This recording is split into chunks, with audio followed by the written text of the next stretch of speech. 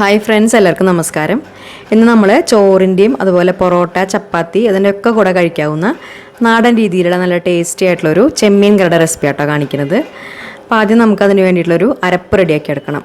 അപ്പോൾ അതിനായിട്ട് മിക്സിയുടെ ചെറിയ ജാറിലേക്ക് ഒരു 1/4 കപ്പ് നാളികേരം ഇട്ട് കൊടുക്കാം.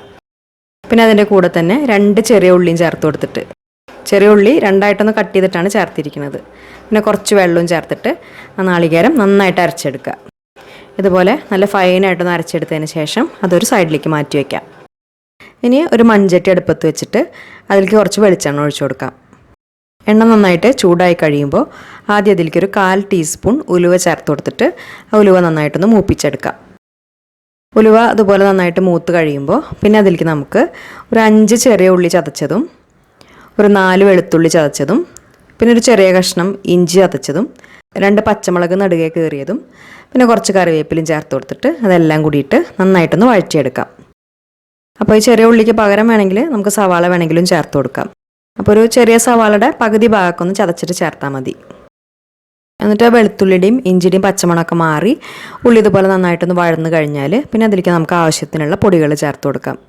അപ്പോൾ ഫ്ലെയിം നന്നായിട്ട് കുറച്ച് വെച്ചതിന് ശേഷം ആദ്യം ഒരു 1/4 ടീസ്പൂൺ മഞ്ഞൾപ്പൊടി ചേർക്കാം.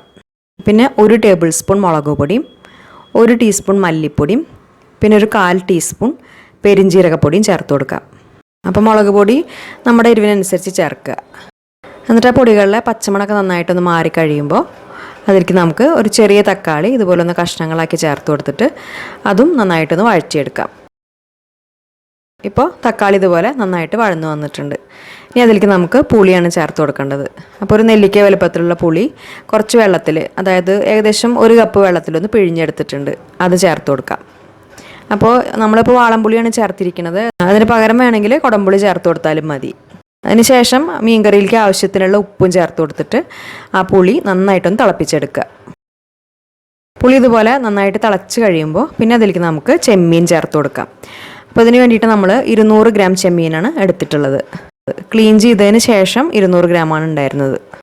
അത് ചേർത്ത് കൊടുത്തിട്ട് ആദ്യം ഇതുപോലെ നന്നായിട്ടൊന്ന് അങ്ങോട്ട് മിക്സ് ചെയ്തെടുക്കാം. അതിനുശേഷം പിന്നെ അതിലേക്ക് നമുക്ക് കുറച്ചും കൂടി വെള്ളം ചേർത്ത് കൊടുക്കണം. അപ്പോൾ ഏകദേശം 1 കപ്പ് വരെ നല്ല ചൂടുള്ള വെള്ളം ചേർത്ത് കൊടുത്തിട്ട് ആ ചെമ്മീൻ നന്നായിട്ടൊന്ന് വേവിച്ചെടുക്കുക. അപ്പോൾ ഇനി അതൊരു മീഡിയം ടു ഹൈ ഫ്ലെയിമിൽ വെച്ചിട്ട് ഇതുപോലെ നന്നായിട്ട് തിളച്ച് കഴിഞ്ഞാൽ പിന്നെ നമുക്കത് അടച്ചു വെച്ചിട്ട് വേവിക്കാം. ഫ്ലെയിം നന്നായിട്ട് കുറച്ച് വെച്ചിട്ട് അടച്ചു വെച്ച് വേവിക്കാം. ചെമ്മീൻ വേവാൻ ഒരുപാട് സമയമൊന്നും എടുക്കില്ല. ഒരു 10 മിനിറ്റ് കൊണ്ട് നന്നായിട്ട് വെന്ത് വരും. ഇടയ്ക്കിടയ്ക്ക് തുറന്നിട്ടൊന്ന് ഇളക്കി കൊടുത്താൽ മതി. ഒരുപാട് സമയം നമ്മൾ വേവിച്ച് കഴിഞ്ഞാൽ അത് കട്ടിയായി മാറും. ഇപ്പോൾ മീൻ നന്നായിട്ട് കുക്കായി വന്നിട്ടുണ്ട്. ചാറൊക്കെ ഇതുപോലെ കുറച്ചൊന്ന് കുറുകി വന്നിട്ടുണ്ട്. ഇനി അതിലേക്ക് നമുക്ക് നമ്മൾ നേരത്തെ അരച്ച് വെച്ചിട്ടുള്ള അരപ്പ് ചേർത്ത് കൊടുക്കാം.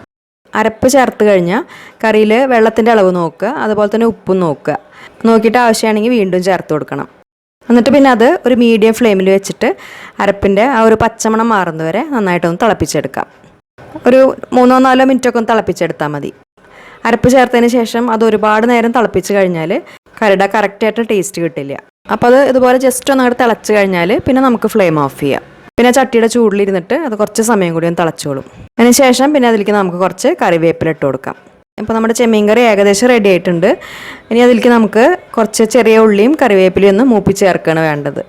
അപ്പോൾ കുറച്ച് വെളിച്ചെണ്ണയിൽ ഒരു 6-7 ചെറിയ ഉള്ളി വട്ടത്തിലരിഞ്ഞതും കുറച്ച് കറിവേപ്പില നന്നായിട്ടൊന്ന് മൂപ്പിച്ചെടുത്തിട്ടുണ്ട്. അത് കറിയിലേക്ക് ചേർക്കാം. കുറച്ച് സമയം അടച്ചു വെച്ചതിന് ശേഷം നമുക്കത് നന്നായിട്ടൊന്ന് മിക്സ് ചെയ്തെടുക്കാം. അത് പെട്ടെന്ന് കഴിക്കുമ്പോൾ അത്ര നന്നായിട്ട് തോന്നില്ല, കുറച്ച് സമയം ഇരിക്കണം.